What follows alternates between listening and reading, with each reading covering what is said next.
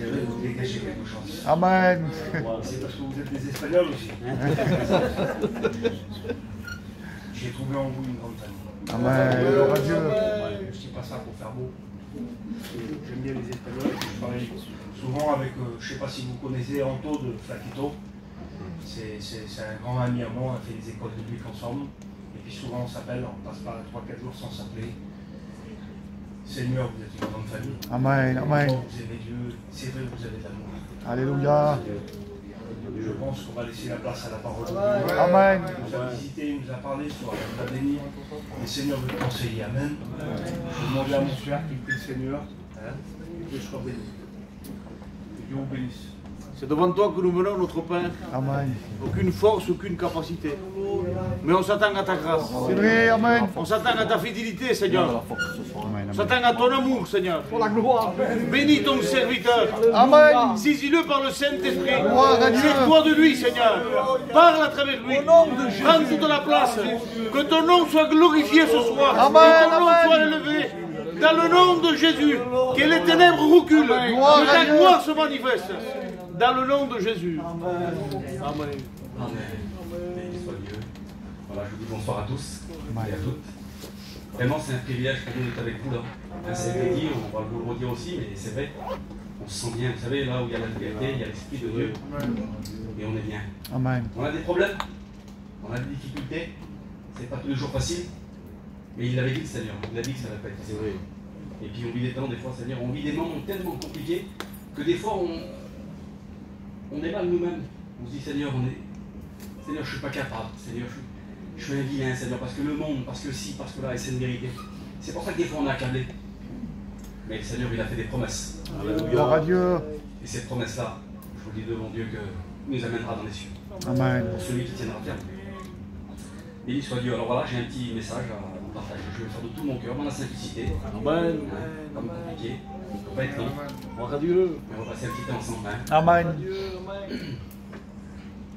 J'ai marqué ça sur mon papier. Repos pour l'âme fatiguée. Amen. Et le verset, on le connaît. C'est Matthieu, chapitre 11, au verset 28. Il nous dit: venez à moi, vous tous qui êtes fatigués et chargés, et je vous donnerai du repos. Gloire à Dieu. J'ai regardé ce petit verset là, et puis ça m'a interpellé. J'ai cherché, j'ai voulu, voilà, détailler un peu ce verset, puis je vais vous le détailler sur mon petit papier. Hein, je vais le faire comme je sais le faire, comme je peux le faire. Venez à moi. J'ai regardé. Venez à moi, c'est Jésus qui parle. C'est pas le maire du village, c'est pas une personne voilà, qu'on pourrait connaître et puis qu'on dirait non. C'est Jésus, le Fils de Dieu, celui qui a donné sa vie. Il dit venez à moi. Et pourquoi? J'ai dit moi, Seigneur, pourquoi venir à toi? Et on va le lire ensemble, hein, c'est des petits versets comme ça que j'ai. On va le lire ensemble. C'est dans Acte 4 au verset 12, il nous dit ça. Acte 4 au verset 12. Il nous dit: il n'y a de salut en aucun autre, car il n'y a sous le ciel aucun autre nom qui a été donné parmi les hommes par lequel nous devions être sauvés. Amen. Laissez-moi vous dire que si on est sauvé, c'est parce que lui l'a payé. Amen. Et ça a été dit, parce que mon frère il l'a dit, ça lui a coûté cher, et c'est une vérité, Seigneur. Pas d'autre nom.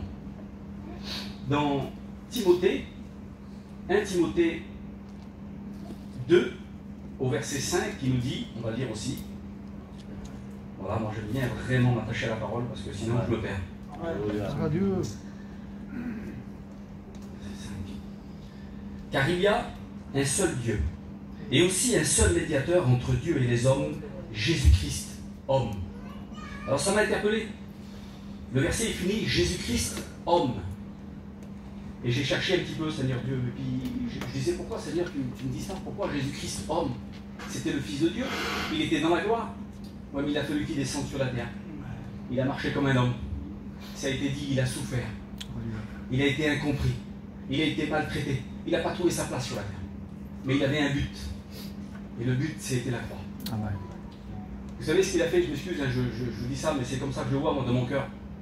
Jésus, il a baissé la tête. Et puis il a foncé. Direction la croix. Il n'a pas cherché. Il a voulu nous sauver. Et il savait qu'il fallait qu'il passe par la croix. Et vous savez, je l'ai marqué sur mon petit papier, là. Jean 3,16. Car Dieu a tant aimé qu'il a donné son Fils unique, afin que quiconque croise en lui ne périsse point, mais qu'il ait la vie éternelle. Vous savez, des fois on le dit ça, Seigneur, et puis on ne réalise pas. On ne réalise pas ce que Jésus il a fait quand il était sur la terre là. Il était jeune, c'était un enfant, et puis il a grandi, et puis il avait des amis, il avait ses parents, et puis avec tout ça, avec le poids de ce qu'il avait passé là, il a vécu sur la terre, et puis on l'a roché, on l'a maltraité, il a été dans des endroits, et il n'a pas été reconnu. Et pourtant, Seigneur Dieu, il a été jusqu'à la croix. Il est mort, et bien plus, il est ressuscité. Amen. Il a donné sa vie pour nous. Seigneur Dieu. Ne jamais oublier. J'ai regardé, je me suis, je vous le dis, voilà, parce que je suis habitué dans une église, dans un petit papier jusqu'à maintenant, quand je fais un petit message, il n'y a pas longtemps que je prêche, je suis en première année, j'ai fait des études avec mon frère, et jusqu'à maintenant, quand je fais un petit message, j'essaie de trouver un emplacement pour mettre la croix. Et là, je l'ai fait sur mon petit papier, j'ai mis la croix. Parce que c'est un symbole, la croix. Hein. C'est un symbole. Mais un jour où j'en ai eu besoin, parce que ça a été dit ce soir, moi aussi j'étais mal. Moi aussi j'ai goûté au monde, et puis le monde m'a détruit, le monde. Il m'avait détruit les bonnes valeurs que Dieu avait mis dans mon cœur. Parce que mon père m'a éduqué toujours dans les choses de Dieu. Mon père, c'est un homme, il est droit. Et il m'a éduqué comme ça, puis moi j'écoutais mon père. Et puis à un moment donné, vous savez, l'ennemi il est venu vers moi. Et puis avec sa convoitise, il m'a séduit. Et puis j'ai lâché la main de Dieu, puis je suis parti dans le monde. Et puis ça a duré, comme ma femme vous l'a dit, elle ne vous a pas tout expliqué. Si on pouvait vous expliquer, on vous garde jusqu'à demain, ce qu'on a vécu. On a vécu des choses spéciales. Et puis un jour, j'ai assisté à une réunion. Ça faisait 5 ans que je n'étais pas venu dans une réunion. 5 ans. Un jour, j'ai assisté dans une réunion, et puis dans le pupitre, là, sur le pupitre, il y avait une petite croix en bois. Elle était toute petite, la croix, là. Puis moi, j'étais là-bas derrière. Et j'avais la tête baissée, et puis le serviteur, il faisait des appels. Et puis moi, je disais, Seigneur, je ne peux pas venir devant, c'est pas possible. Et puis je regardais la petite croix, puis la petite croix m'appelait, là. Elle m'appelait. La croix m'appelait. Elle me disait, si tu peux venir là. Ouais. Si tu pourrais te lever et venir devant la croix, il y a la délivrance pour toi. Et puis moi, il y avait des combats qui se faisaient. Et puis à un moment donné, j'ai pris sur moi, je me suis levé, et puis je suis venu devant. Je suis venu devant la croix, puis elle vous l'a expliqué, ma femme. Le Seigneur, du jour au lendemain, il a tout enlevé. Il a tout effacé. Et j'ai recommencé ma vie. J'ai recommencé à zéro. Je suis né à 31 ans, j'ai 47 ans, je suis né à 31 ans. Je vous le dis devant Dieu que c'est vrai. L'ancienne vie est passée, c'est terminé. Je vous dis ça, je le dis pratiquement jamais, mais je vous le dis quand ça me touche mon cœur. Ça fait 15 ans qu'on est revenu à Dieu, ça fait 15 ans que je n'ai pas de télévision. J'ai plus de télé, j'ai plus besoin de télé. J'ai resté des mois sans aller travailler, je voulais même plus aller travailler, après j'étais déréglé carrément. Je voulais que Dieu, je voulais que Dieu. Amen, amen. Parce que quand j'ai goûté au monde et que j'ai vu que le monde, ce qu'il m'avait donné, le monde, ce qu'il peut me donner, le monde. Et qu'est-ce qu'il y a de bon dans le monde, Seigneur Dieu? Qu'est-ce qu'il y a de bon? On va faire nos commissions, ça nous fatigue. Seigneur, cet été là, j'étais dans une ville, là, et puis moi je ne vais jamais en ville, je ne vais pas en ville, je ne vais pas, ça ne m'intéresse plus, j'ai trop été dans le monde, j'ai trop puisé dans le monde, on m'a trop fatigué le monde. Et puis j'étais en ville, et puis je regardais les gens qui passaient, je dis Seigneur, c'est pas possible, mais qu'est-ce qu'il y a? Excusez-moi de ce que je veux dire, mais je vais le dire, Seigneur. Des hommes habillés en femmes, des femmes habillées en hommes, des hommes avec des hommes, mais c'est pas possible, Seigneur. Des drogués, vous en voulez, vous dans tous les coins de rue. On ne peut pas même pas les regarder, tellement qu'ils nous font de la peine, on ne peut même pas les regarder, on voudrait les aider, on ne peut même pas les approcher. Voilà ce que le monde donne, Seigneur Dieu. C'est que de la misère, le monde. Et en plus, il va à sa perte. Seigneur Jésus. Que Dieu nous bénisse. Venez à moi. Le verset continue, il dit, vous tous. Vous tous. J'ai cherché dans la Bible, et j'ai trouvé un passage qui m'a plu, je vais vous le lire. Isaïe 55.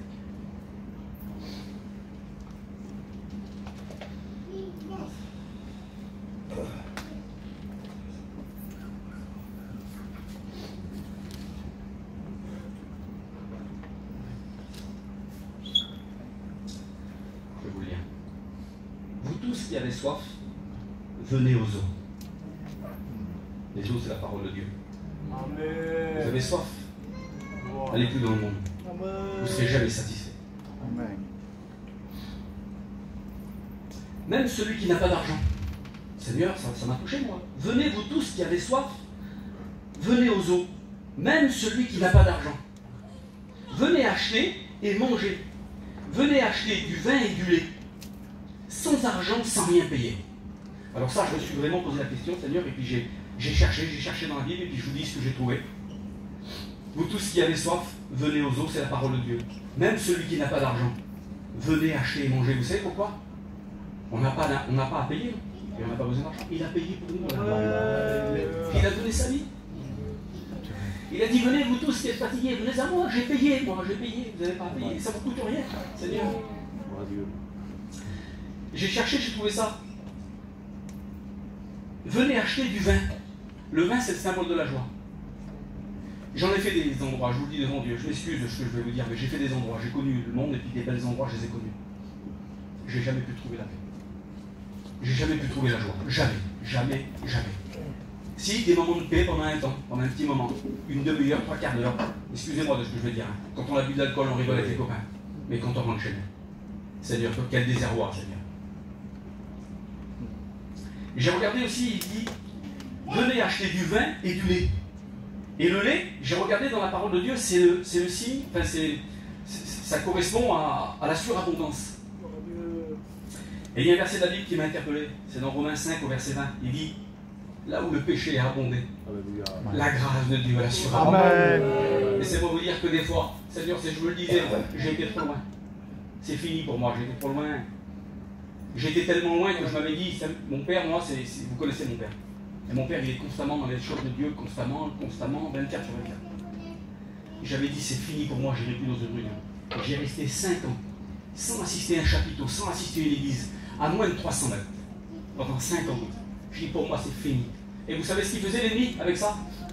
Le diable, il venait vers moi. Il montait vers moi, parce qu'il est culotté. Hein. Il est culotté. Il montait vers moi et puis il me disait, pour toi, c'est fini, c'est l'enfer. Et moi, je le croyais. Alors le soir, je dormais comme ça, mais je ne dormais pas. J'étais un garçon qui était tourmenté. Je ne restais pas tranquille dans mon esprit. À cause de ces paroles-là, et moi je les croyais. Je disais, j'ai été trop loin. Des fois, on croit qu'on était trop loin. Peut-être que toi, tu te dis, tu as été trop loin, c'est pas pour toi. Laisse-moi te dire que c'est pour toi aussi. Il dit, venez à moi, vous tous. Et tu fais partie de ces personnes-là comme moi. Il dit, sans argent, sans rien payer. Dans Romains 12, il dit, offrez vos corps comme un sacrifice vivant, saint et agréable, ce qui sera de votre part un culte raisonnable. Laissez-moi vous dire qu'on n'a pas besoin de payer, on a juste à lui donner notre vie, et puis il fait de nous des vases d'honneur. Il fait de nous ses enfants. Il fait de nous ses serviteurs, ses servantes. Seigneur Dieu, d'une vie gâchée, brisée, cassée, le Seigneur, il peut en faire un serviteur de Dieu. Il peut faire de toi une servante, un chrétien, un diacre de l'Église. Quelle beauté, Seigneur. Dieu ne néglige pas ça, c'est tellement beau. Amen. Le verset continue, il dit, qui êtes fatigué? J'ai regardé le mot fatigué là. Ça veut dire diminution des forces de l'organisme provoquée par un travail excessif. Le monde ne vous fatigue pas, vous, pour le travail là. Hein? On n'est pas fatigué du monde avec le travail là. Il faut payer les assurances, il faut aller travailler. Tu rentres le soir, tu es fatigué. Et puis c'est toujours à recommencer. Seigneur Dieu, quelle fatigue. Le monde nous fatigue. Mais il dit, Seigneur, il dit, venez à moi, vous tous qui êtes fatigués et chargés. Ouais. J'ai marqué ça sur mon petit papier, moi. Métro, boulot, dodo. Seigneur Dieu. Quel temps qu'on perd, Seigneur. On en a besoin, il faut faire nos affaires. Mais Seigneur Dieu, quelle fatigue. Il dit ça, ou lié à un état fonctionnel défectueux. Lié à un état fonctionnel défectueux.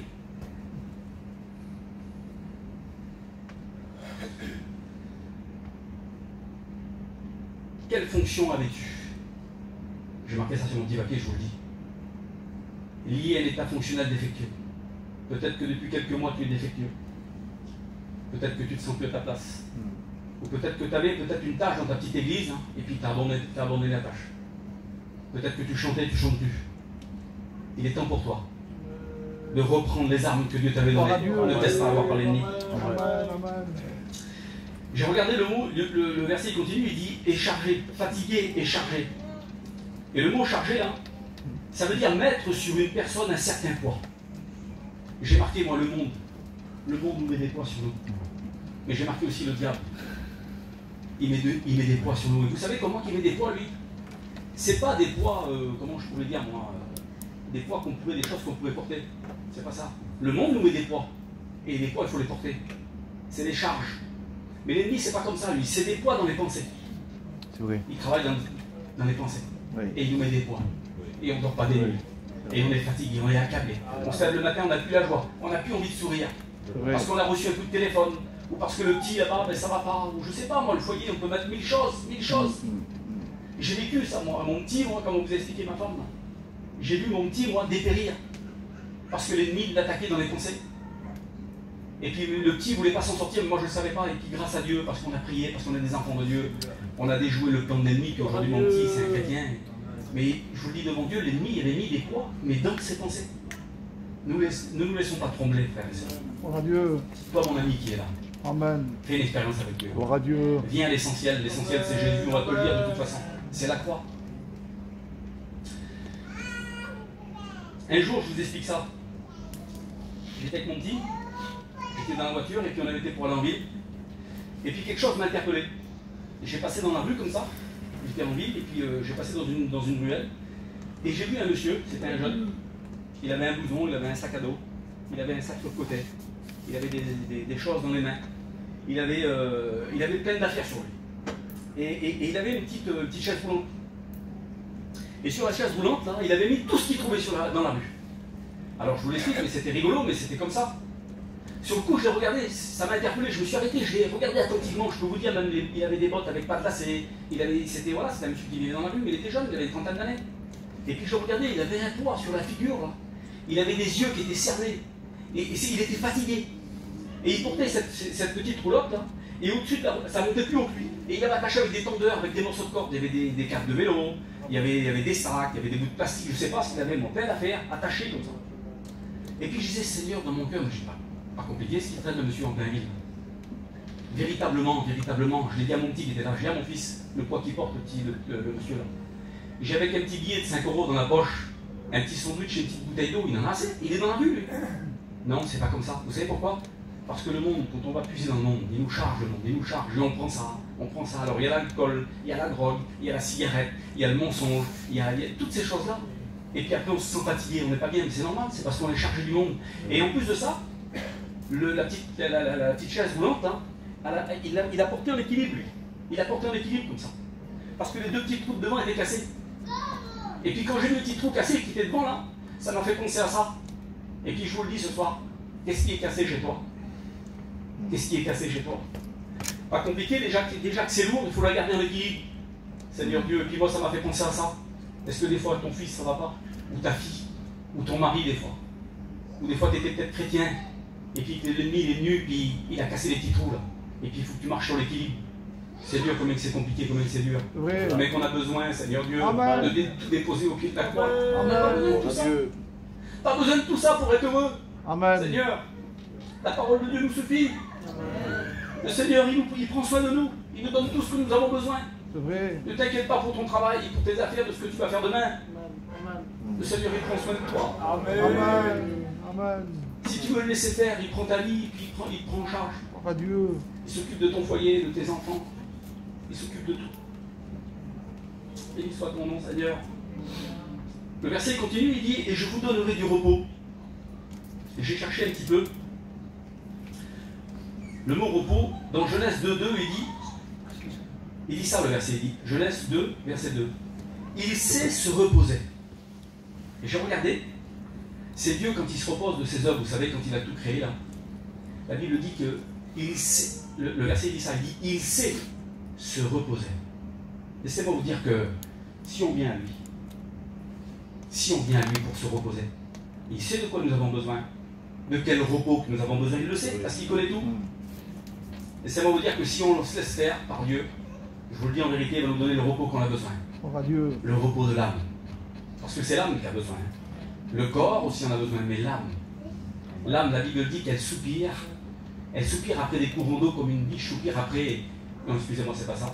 La biche, l'âme, elle soupire après Dieu comme une biche soupire après des courants d'eau. C'est ça. L'âme a besoin de Dieu. Amen. Et nous, on voudrait prendre notre âme, là, et puis la donner dans le monde. Seigneur Dieu. Mais l'âme, elle n'en veut pas. Elle n'en veut pas de ça. Elle se fatigue. Elle ne se nourrit pas. Elle est affaiblie. Elle est fatiguée. Elle n'en veut pas. L'âme, elle veut une seule chose, c'est Dieu. Amen.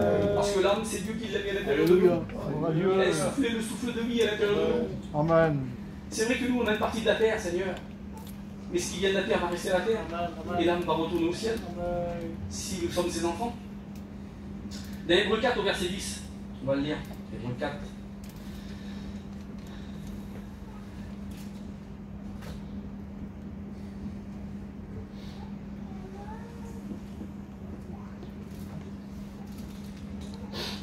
Hébreux 4, 10, il dit ça.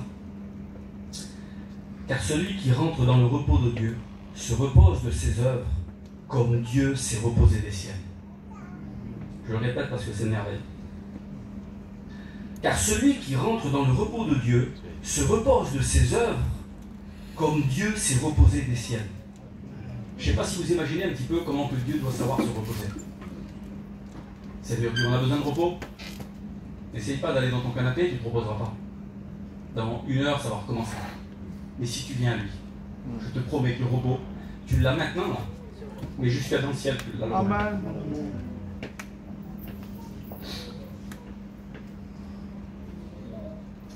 Exode 20 au verset 8, il dit « Souviens-toi du jour du repos.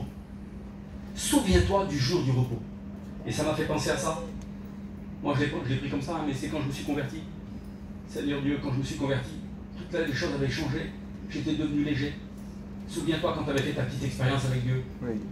Quand tu avais levé ta main il y a quelques temps, il y a quelques mois, quelques années, je sais pas. Tu avais fait une expérience et tu avais expérimenté la paix de Dieu. Amen. Et puis que l'ennemi est venu, puis qu'il est venu ravager ce que Dieu avait donné dans ton cœur. Et puis tu te rappelles de ça, tu te dis c'est vrai Seigneur, que c'était tellement bon Seigneur Dieu. Mais laisse-moi te dire que c'est le Dieu de la deuxième chance. Amen. Et que le Seigneur, lui, il ne cesse jamais de t'appeler. Et jamais, jamais, jamais. Il t'appellera jusqu'à ce qu'il revienne. Voilà, j'ai bientôt terminé. Il y a un verset que je ne vais pas lire. Le verset, il continue. Dans Matthieu 11, au verset 29, moi je vous ai dit Matthieu 11, verset 28. Venez à moi, vous tous qui êtes fatigués et chargés, je vous donnerai du repos. Mais Matthieu 11, verset 29, il dit ça. Il dit, prenez mon joug sur vous et recevez mes instructions, car je suis doux et humble de cœur, et vous trouverez le repos pour vos âmes. Gloire à Dieu. Et vous savez, je regardais ça, puis je termine. Le repos pour vos âmes. Jésus, Jésus, Jésus. Moi, je ne sais pas trop, je n'ai pas été à l'école. Mais au-dessus du mot âme, là, au-dessus du A, il y a une petite virgule en forme de toiture comme ça. C'est un accent. Je crois que c'est comme ça, un accent. Il est au-dessus du A et il fait comme une toiture comme ça. Et puis quand je lis ce petit verset-là, là, ça m'a fait penser à ça. Je disais, Seigneur, tu veux nous couvrir de ton ombre. Tu ne veux pas qu'on soit dehors, Seigneur, comme ce petit raclot qui était là dans les rues. Tu veux mettre un toit au-dessus de nos têtes. Amen. Tu veux nous préserver, tu veux nous cacher en toi, Seigneur. Gloire à Dieu. Tu veux nous donner une petite maison, Seigneur, pour mettre nos foyers à l'abri. C'est ce que tu veux, Seigneur. Et Seigneur me disait dans mon cœur, oui, c'est ce que je veux. Gloire à Dieu. Peut-être que tu avais ta petite maison et que tu es parti. Ta maison est toujours là. Le toit est toujours là. Peut-être que tu n'as pas eu de bâtisse encore. Mais laisse-moi te dire que si tu viens à lui, le Seigneur, il va venir, il va te couvrir. Il va mettre un toit. L'hiver arrive, le froid arrive. Et si tu es couvert de la grâce de Dieu, je te promets que tous les intempéries ne te feront aucun mal. Aucun mal. Parce que lui, il règne sur nous. Voilà, c'est ce que j'avais à vous dire. Je vous dis ça et puis je vais vous faire une petite prière. Hein, je vous fais une prière et puis j'aimerais vous chanter un cantique. Amen. Avec ma femme. Amen. Seigneur, je loue ton nom, je te dis merci. Au mieux qu'elle t'ait bien fait aucune de tes grâces. Merci pour ta parole, Seigneur. Je fais ce que tu m'as demandé de faire dans la simplicité. Seigneur Dieu, tu connais toi les cœurs. Tu connais toi l'église, Seigneur. Tu connais